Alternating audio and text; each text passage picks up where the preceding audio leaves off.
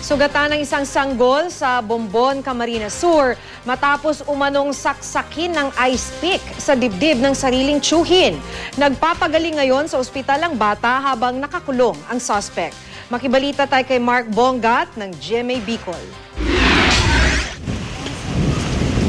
Pinapalayas daw ng kanyang pamilya ang lalaking ito dahil hindi ito nakasundo ang kanyang kapatid.